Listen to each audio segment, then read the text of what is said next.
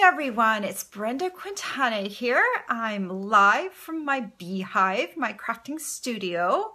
Today is Tuesday, Casing Tuesday, when we take a card out of a current Stampin' Up catalog and we copy it or give it a makeover or just change a few things about it. It's really about having a place to start when you're stamping and not having to just totally reinvent the wheel when you're stamping. So it's great to start with a sample, and the samples in the catalog are a great place to start because they are right in front of us all the time. You don't even need to pull them up on the computer if you have a hard copy in front of you, and you can just take a look and find a card and do something different with it. And so we have a group of bloggers that blog with us each week, and they all have samples, and you can click on their links and check out their blog posts for more details about their cards. So it's a really great way to see different possibilities with one card. The other cool thing is that just like my Facebook Live, you can post things to me, I can tell you things. It's interactive, so you can join our Facebook group, and every week we have people on there that post their own versions of the card too. So it's kind of like a week-long thing. There's really one card that stays pinned to the top of the group all week, and then we change it out for a new one the next week.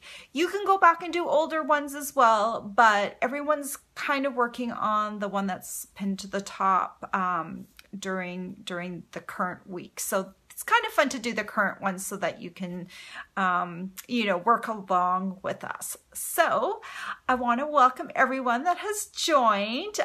It is kind of an overcast day here, and I am cold this morning again. How can it be May and I'm still cold? It's like, I don't know. We get up early in the morning. My husband and I, we get up early and we go for a walk, and I'm still wearing a light down jacket when I go for a walk in the morning.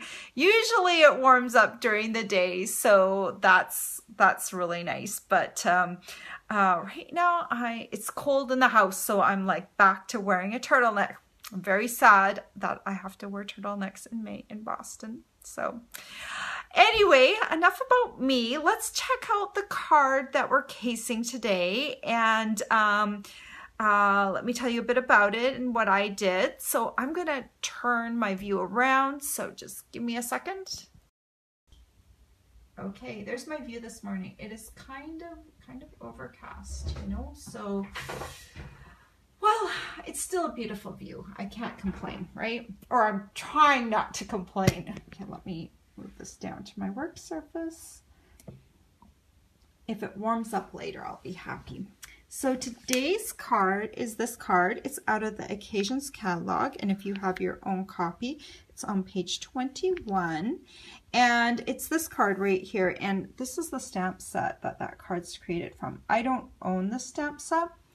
So the first thing when I saw this card, well, I can't really create like this exact sort of framework to go around it. So, you know, I had to kind of think, how would I recreate this layer? I kind of took this layer and just decided it was a layer on the card. So I basically just treated it like a rectangle. So don't worry if you're going to work on this card this week. Don't worry about this busy design, this busy frame. Just treat it like a rectangle, and that should make your stamping a little easier. But I basically recreated it. So here's what I did. This is a new stamp set that is not available yet. We got this stamp set, demonstrators got it if you went to On Stage in April, and I haven't used it yet because, you know, we got it in April and I didn't want to leave too far in between the time when I was showing new catalog stuff till the time you can get it. We are about a week away from people being able to order this stamp set, and I love it. It is just an adorable stamp set. So we've got the little giraffes, and instead of creating a frame, I just kind of created some leaf work down here. that kind of maybe captures a little bit of the essence of the original card. And then I embossed in the background this layered leaves background here to give it a little bit more greenery. And then I changed out the linen thread for some old olive sheer ribbon. So I thought that kind of gave it a similar look, but here, let me show you side by side. So it's got a little bit of the same look, but also a little different. So this is the Animal Outing stamp set. It's really, really cute. Look at this rhino here. Very sweet. We'll be using this leaf right here with a frog on it. And I actually, you know, this one, I was kind of like, you know, worried about what I would do with this particular stamp because it's kind of small. The frog's kind of small. But the leaves are all on one end, so we can use them for our giraffe. We've got this cute kangaroo and of course the giraffe that I'm using on today's set, on today's card. And then we've got some cute greetings like wild about you, welcome, little one, thank you big time, and together we make a great pair. So it's a great little set, and it will come with matching framelets, although we didn't get the framelets when we at on stage, so we just got the stamp set, so I can't show you the framelets. So probably the easiest thing we can do to start off with, let's do the stamping. So you need something to protect your work surface, and you'll need a piece of, I'm using thick Whisper White, and this piece is 4 inches by 2 3/4 inches. If you miss any of my measurements while I'm talking, just go to my blog afterwards and you will be able to see all the measurements. I'm going to start off with my Cajun Craze ink pad. Open that up, and I've got the giraffe already on a block. I did trim all of the stamps that I'm using for this card. Especially I would recommend trimming the leaf so you can get a better idea of where exactly you are stamping everything. But I'm using Cajun Craze here. Let me ink that up. And I'm kind of coming over here a little bit left of center, and I'm just going to stamp my first giraffe here. So I'm also going to I'm going to stamp the next giraffe down here, but I also want to put leaves right underneath his neck. So I'm just going to take a Post-it note and just cover this section right here. I'm going to line it up with the bottom of the other giraffe. And that will just give me a cutoff point for the neck of this giraffe, because he's going to be just a little bit lower, like right there. I probably didn't do it quite the same as I did on the other one, but we'll have to just work with what we've got. So I'm going to put this ink pad away now, and I'm going to take my old olive ink pad, and let me show you what I'll do with that. I've got the leaves, and like I said, I trimmed them because that way I can see better where I'm stamping. So I'm just going to take this, and first I'm going to come here and I'm going to stamp the leaves right up to that smaller giraffe's neck, and I'm just going to start filling in leaves around here. I want to make sure I have a very leafy bottom. I'm leaving the frog, I know the frog's down here, so I'm leaving the frog off of the stamping because it would look really odd if I had the frog there. So I'm just coming through, adding leaves, just twisting it a little bit so it doesn't look the same all the way around. If you have any bare spots, you can come in like at the bottom here if you want to add just a few more leaf tips just to fill it in a little bit. You can come in and just do that, just so it looks very leafy and jungly. And so that's the leaves. And then you can take your greeting, and it's thank you big time. I'm trying to see. Yeah, I think that will stamp straight, I'm hoping. Stamp that right over here on that side. Perfect. And now I just need to do coloring. Now, our Stampin' Blends are not back to ordering status yet, but they will be very soon. So I'm feeling like I can start showing them again. So what I'll do with the leaves, I'm just coming in with my light old olive marker and I'm just hitting them to color them in. If you want to be a little bit more precise, I would use the bullet tip. But in the interest of time, I'm going to just come in and do a very maybe sloppy job of coloring in these leaves. The one that I did for my sample card, I actually did use the bullet tip and it was a little bit more precise because these leaves do have like a kind of a pointy end and it's a little bit hard to get that with the brush tip, but I can do the whole leaf at one time with using the brush tip, so it makes it a little faster. So just come in. I'm not going to do any shading with these Stampin' Blends. There is enough detail on the leaf right now, and I think probably everyone's going to be focusing more on the cute giraffes than my leaf work. Okay. So it's starting to already look better. When I first stamped it, it didn't look that great, but now you can see once I've got the leaves filled in, it's starting to look a lot better. So then I'm going to take my lighter of the Daffodil Delight and I'm just going to come in and I'm going to come in between the giraffe spots and just work my way up to the top. Again, I'm using my brush tip. I'm being very quick about this. Come in here. Just really quickly with my Stampin' Blend. So down here, when it comes to the bottom, I'm just going to fill in some of the white space with some yellow. I won't have the edge of the neck, but I figured if I just filled in just a little bit of the yellow right here, it would help make it look like the giraffe's neck came down, even though I don't have the sides. If you wanted to, you could take a Cajun Craze marker and like do a little bit more detail work, but I think if you just bring the yellow down a little bit, it looks really good. So I'm going to take my Calypso Coral blend now, and I'm using the darker of the two. And I think this makes a nice kind of, I don't have a Cajun Craze Stampin' Blend, so I had to figure which color would be closest to the Cajun Craze to create those little spots. And I thought this would be a good compromise. So that's how I create the spots. Now you can come in with your darker Daffodil Delight blend and just hit maybe the ears just to shade it a little bit, make them contrast a little bit. You can come down here on the neck a little bit.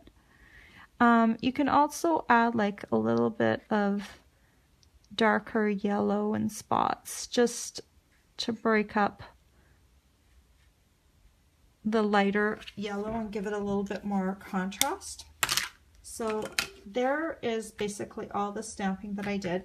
I have forgotten my Big Shot across the room, so let me dash and get that. Just give me a sec.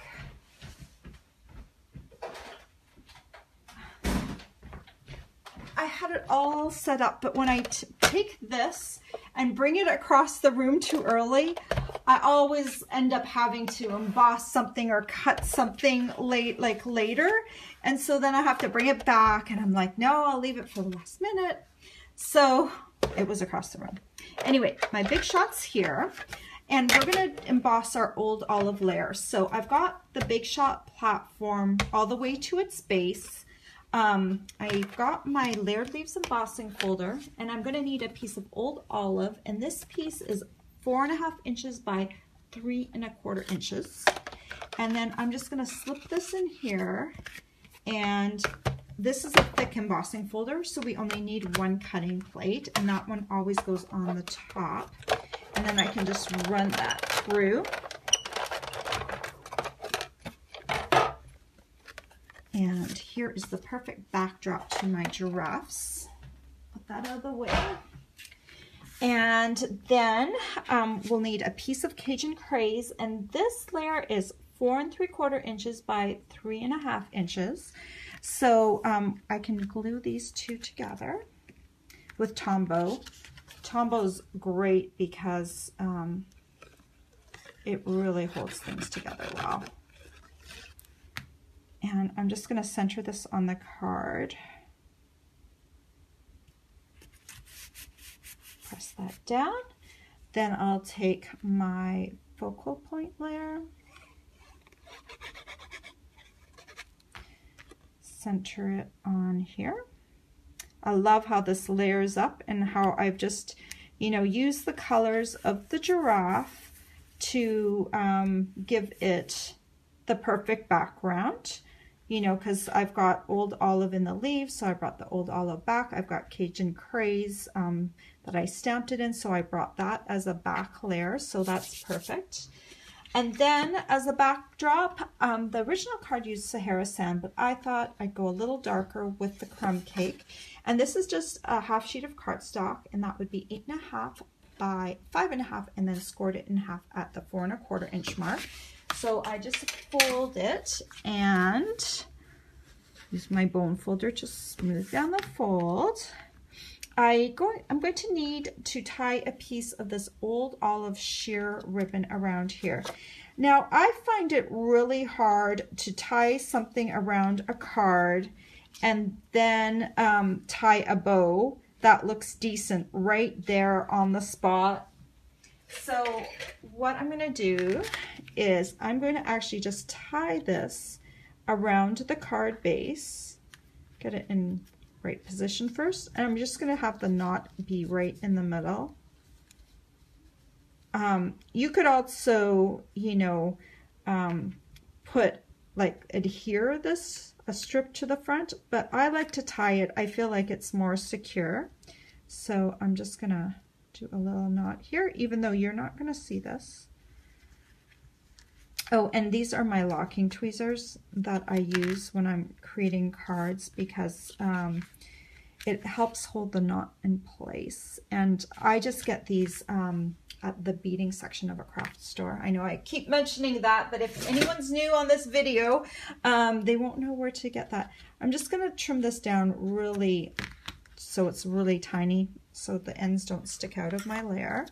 I'm going to use some Stampin' Dimensionals to add this to the front, just to give it a little bit of a dimension. Before I do that though, I'm just going to make sure my ribbon is in the right spot. If you want to adjust it a little bit, you can. This is the best time to do that. See, because where this is going to come around, that's where your little bow will be afterwards. So you want to make sure you get that right. Okay, and then just flip this around. I'm going to use, I know, I probably used too many dimensionals. You could probably get by with 4, but I think I'm going to add just a couple of extra for stability, just so it doesn't get crunched in the middle. I'm getting rid of these little backings.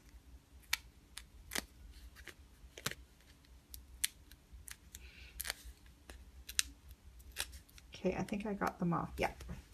All right, make sure you put it on the right way. There's nothing like putting your focal point on the card the wrong way. Have you ever done that?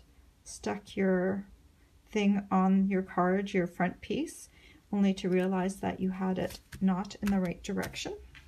So that looks pretty good, I think. And then the reason I don't like to tie on there is because the bow sometimes isn't like turned the right direction. So I just created a little bow on the side that I could completely control freak that I am. And then I can take a mini glue dot and just pop the knot on a mini glue dot like that.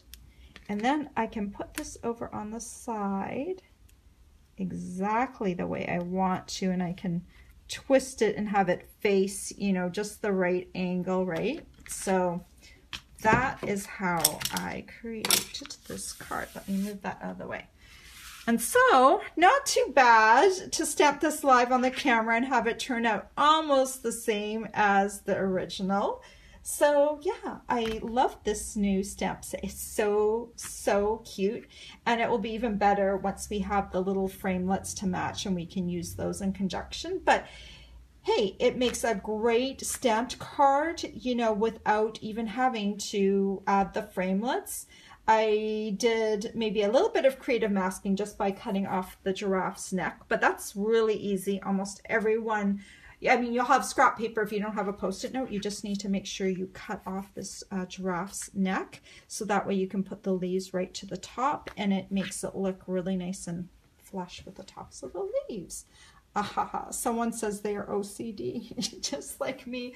Yeah, I mean, I'm maybe not the most perfect person. Like if you hold this up and my Stampin' Blends coloring is like not 100%, but you know, you do just want to do a few things that look right. Like I do like my little bows to look, you know, cute and angled the right way, because if it's not right, I don't know, I just don't feel good about it. And I think it's harder, the bigger your ribbon is, the harder it is to maneuver it so it's positioned quite right. I'm just gonna, before I turn the camera back around to myself, I'm just gonna scroll down and see if there's anything, comments or questions I have to address. So just excuse me for a moment. Welcome to everyone who's here. Thank you so much for joining me. Yeah, I love some of these comments. Yeah, tweezers are really a great invention. If they're not that expensive either, sometimes you have to buy them as part of a little kit, like a one of my tweezers. I have two sets. One of them was a part of a 4-piece set, but they're not that expensive, and it just saves you when you're tying bows. They're really good for card makers. Oh, Karen says they also sell them at some hardware stores. Interesting. That's very interesting. I've never seen them at a hardware store before, but I do know they sell them at the beading section of the craft stores. Okay. Yeah, someone said that she can't wait to order this set. I think it's one of the cutest sets, and I'm so glad that we got it at OnStage. Let me turn this. Okay, let's see.